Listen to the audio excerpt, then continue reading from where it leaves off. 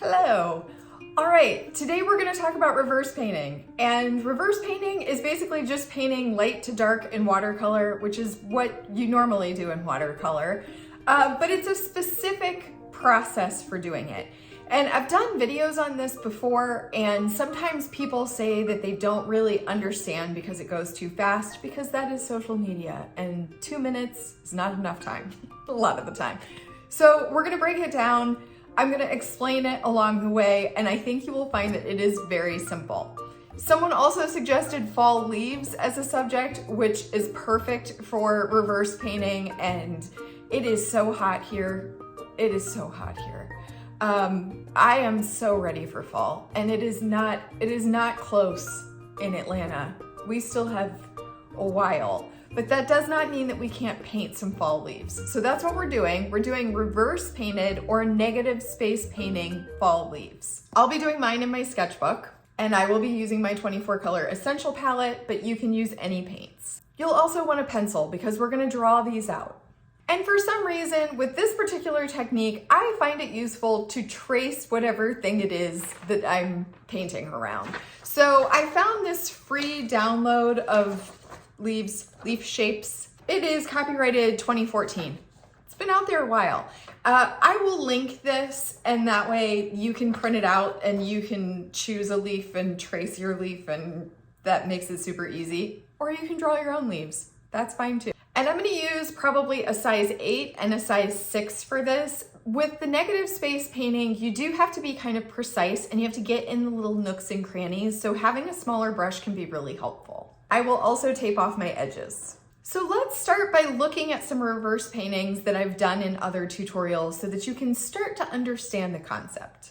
I feel like this one is a good place to start because on this side of the page, I painted fish in sort of the traditional way that you might paint fish. I just drew out the fish shapes and I added the paint, leaving the white space in between each fish. That white space that's in there, that is the negative space of this painting. That is the space that has been unpainted. So now if we look at this side, this is a negative space painting. So what I did here was I created the fish by painting around the fish. So in that case, the fish became the negative space. So the reason that they're not white is because I put a layer of paint down first, which I will show you, but then I painted around the fish. So basically all of the fish that are the brightest, those were the first fish that I painted around. Then I added more fish, painted around those fish, then added more fish, painted around those fish, and that's how you get that layering effect where they seem to get darker and darker the farther you go back in the painting. This is all gonna make a lot more sense once we actually start doing it, but I wanna show you a couple more examples. The next one is this circle painting. So on this one, we sort of started with this rainbow gradient covering the whole page. Then we drew these circles and painted around them with blue. Then we added another layer of circles and painted around those with blue until finally we had a very dark layer of blue in between. That's what gives you the depth in the painting. This one was done using all one color. So I only used one red color for this entire painting. I put down a very light wash of the red. Then I did these hearts that are the brightest, painted around it with a slightly darker wash of red, more hearts, darker wash, more hearts, and then you've got this really dark red background. So you can do it with multiple colors or you can do it with just one. This is the most recent one that I've done. I did clouds. Here again, I started with a sort of variegated wash as my background and traced the cloud shapes. On this one, I did go off script a little bit and just make up my own clouds, which again, totally within your rights as the artist to make it up as you go. So I'm gonna go ahead and use this sketchbook for our fall leaf painting. And I'm just gonna tape off the edges, not because I'm trying to tape it down, but because I wanna have a nice white border. So I've got my little coloring sheet of leaves, and I think I'm gonna do just the standard leaf shape.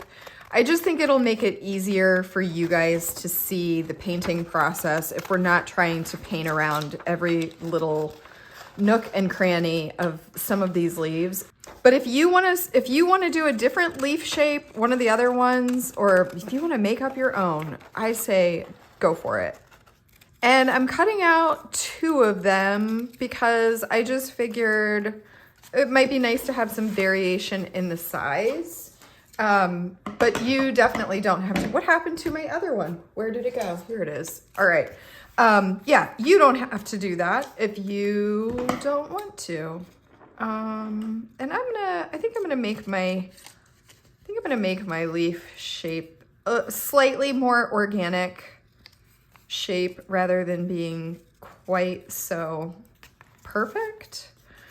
Again, personal choice. Okay, so we're not quite ready to use these yet. The first step is gonna be to put down a wash of color on the paper to start with. Now, we could skip this step and we could just start with the white paper if we wanted to have a layer of white leaves, because remember, we're painting around the leaves. For me, I wanna put a little bit of color down on the paper so that my first layer, my top layer of leaves, has a little bit of color to it.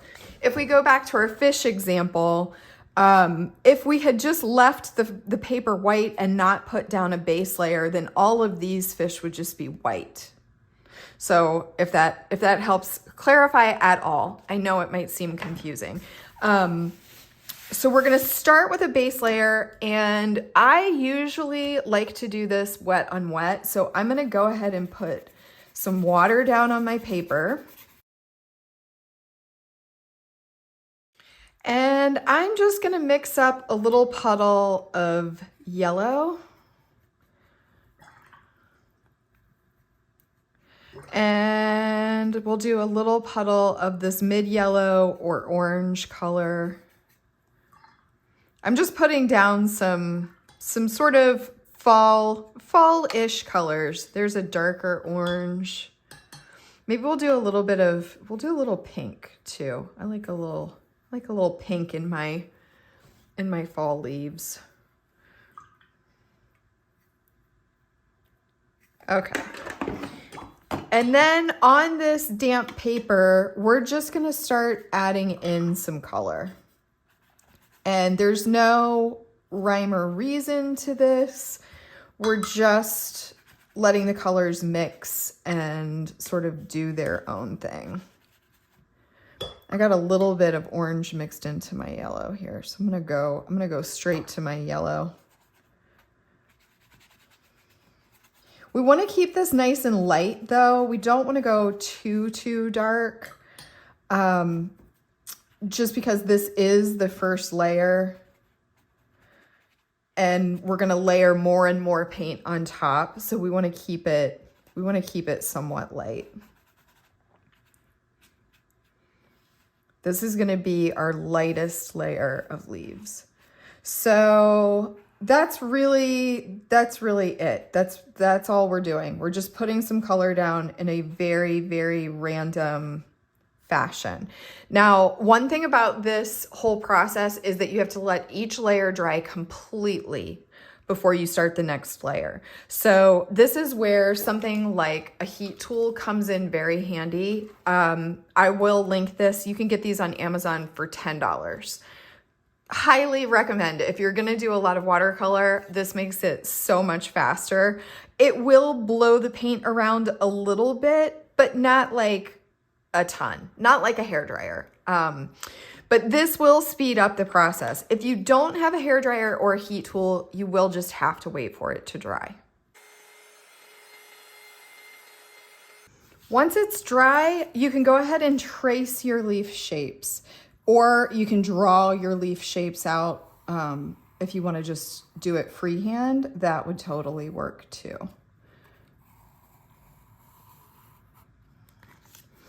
And I just kind of do them randomly over the paper. If they're not all exactly the same, that's fine. you know, they're leaves. They don't have to all be exactly the same. You can also put in some of the smaller ones if you want to. And I'm doing this fairly lightly. I'm also kind of, let's see, let's turn these around so that they're coming from different angles too. Yeah, I'm doing these, I'm pressing fairly light because we don't want to see the pencil marks. And this first layer of paint that we put down is going to be pretty light. I'm also letting them come off of the page. That'll just help it look more organic.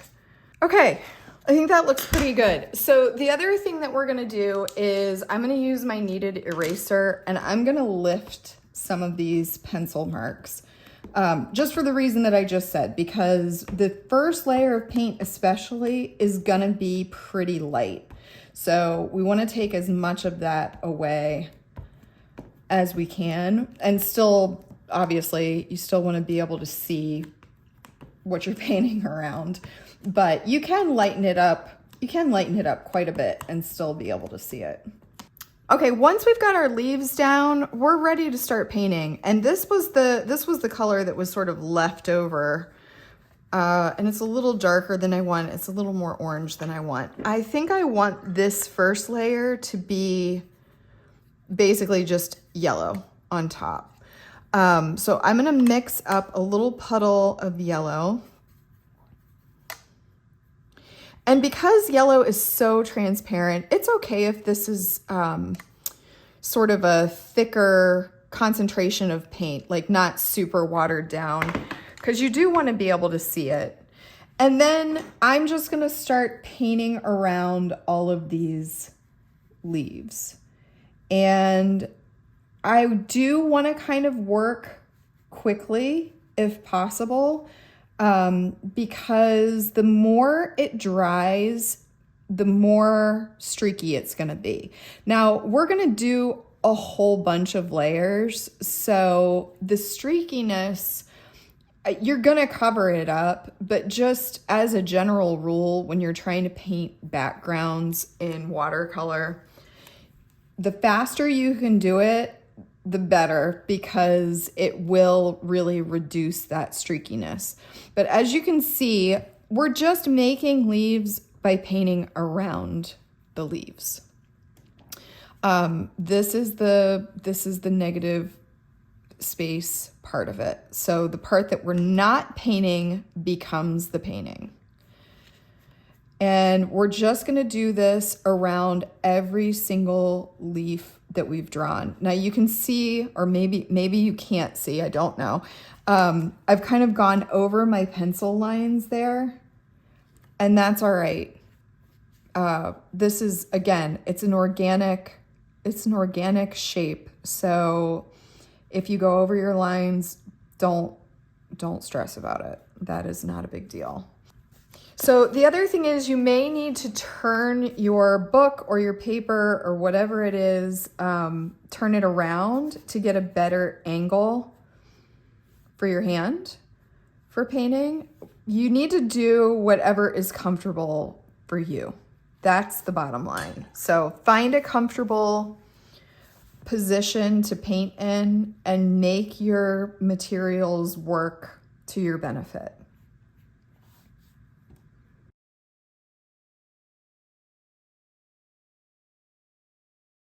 So that's our first layer. This layer has to totally dry before we can do more leaves. All right, this layer is dry and we're gonna repeat the same steps again. So we're gonna put another layer of leaves on. And this time we wanna put the layers behind the first leaves. So let's say that there's a leaf right here. It's gonna be behind this leaf.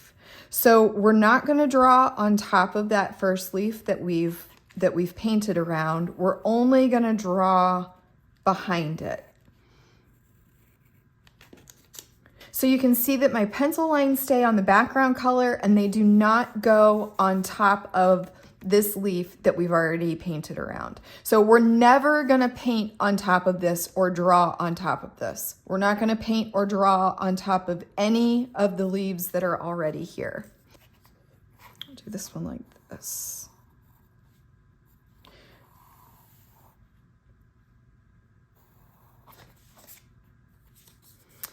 And let's do another one right here.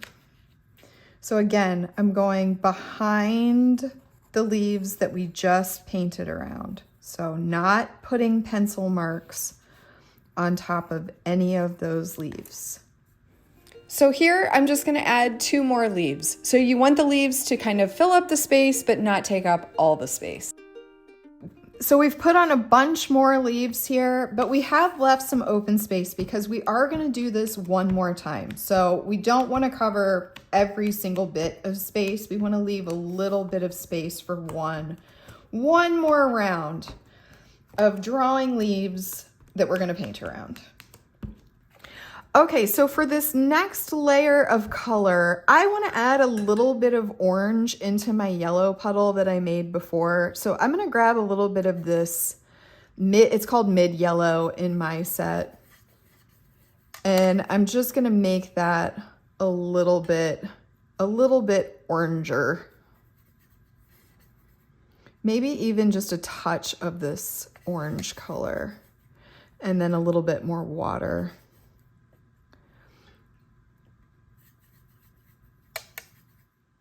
And then I'm just gonna do the same thing that I did before. I'm gonna paint around all of the leaves. So all of the leaves that we just painted around and all of the new leaves that we just drew. So this leaf right here, I'm gonna paint around that.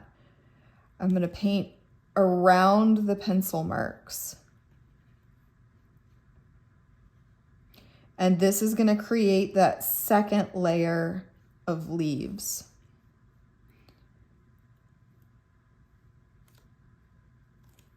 If you have some little tight spaces in here and it feels like you're having a hard time getting in there with your brush, this is where you might want to switch to a smaller brush. I'm gonna keep going with this one for right now because it seems to be working okay for me. But if you need to switch to a smaller brush, don't hesitate. I'm gonna speed up the video here because I'm just gonna paint around all of the leaves. This does take a little bit of time. You have to be kind of careful and it's honestly probably a little boring to watch. So that's why I'm speeding it up. But just know, turn your paper if you need to turn your paper, go slow if you need to go slow, use a smaller brush if that's what's comfortable. Just do what works for you.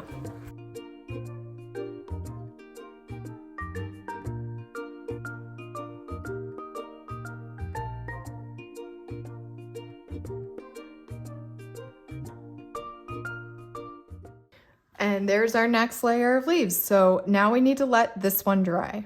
Okay, this is all dry. So we're gonna do the same process again as far as tracing around all of the leaves. So let's find a spot here. And we're just tracing behind that first layer of leaves and the second layer of leaves. So we're not drawing on top of any leaves, only around them. So you can see that leaf is looking like it is set behind the other layers of leaves.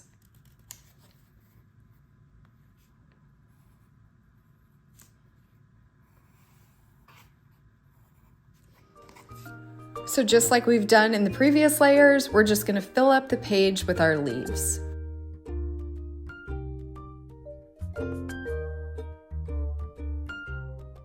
Okay, so there are our leaves. Let's go ahead and erase our lines. This is going to be our last layer. So the color that we put on now is going to basically be the background color. So if we go back to our fish, we're talking about like this blue, the blue of the water that runs between all the fish. That's the last layer of paint that I put on this painting. And that looks like the background color of the painting, right? It's really the top layer of the painting. So that's the stage that we're at now. So at this point, anything that we put on is going to end up being darker because it's going to have the most layers of paint, right? But we can play around with this a little in terms of the color. Like we could go for more orange or red if we wanted to, but I'm thinking blue. If we put our indigo on top, we're going to end up with like a really, really nice, deep, dark background color. And because our orangey color has so much yellow in it, it's gonna be almost green, I think. I think. My indigo also has a lot of green in it. So I think it's gonna end up being like a really dark green color. Now we could just put a dark green color on there if we wanted to, but I just kind of want to see what's going to happen if we do the indigo, because I think it could work. So I'm just dipping into my indigo here, and I'm just going to make a really big puddle of it, and I want it to be pretty concentrated. I may actually end up just dipping straight into the pan, possibly. But let's just give it a go.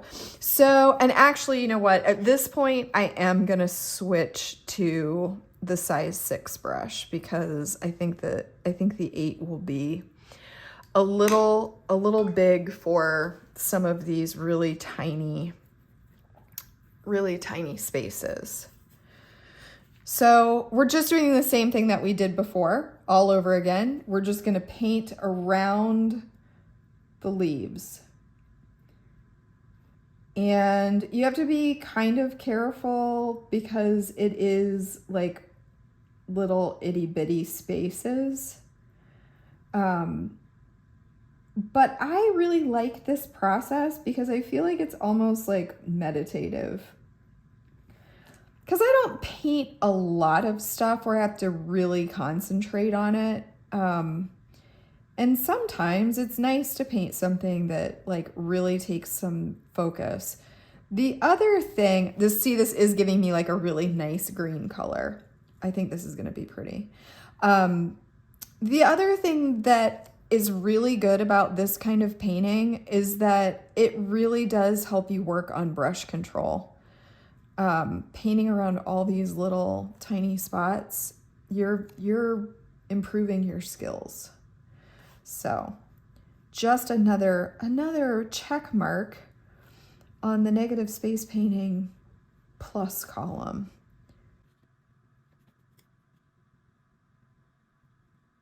I've said this in other videos too, but I also find it a lot harder to teach and talk when I'm painting something really small and like intricate like this. So we might just have to put on some music and just enjoy the process of painting around all of these leaves. All right, guys, this is just more of the same. We're just painting around all the leaves that we've already painted around and around all the pencil marks for that last layer of leaves.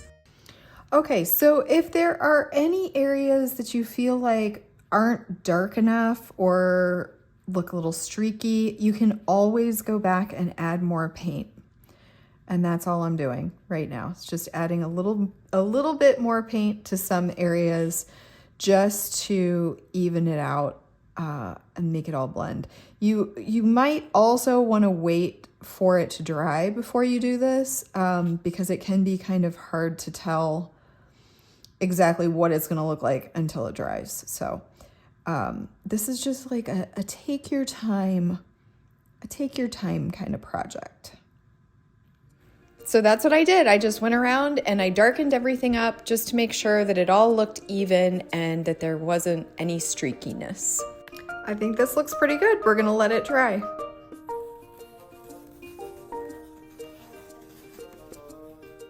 I hope that if you've ever seen seen one of my videos about negative space painting and been confused, this clears up a lot of it. It really is not that hard to do. It looks fancier than it is, and once your brain can kind of comprehend the concept, it really is a pretty fun process. So I hope you'll try it. It's also a really good way to play around with color combinations and see how your paints work together to make new colors, just like we made this green with the blue. Fun surprises await you with watercolor. You just have to experiment. So I hope you'll try it.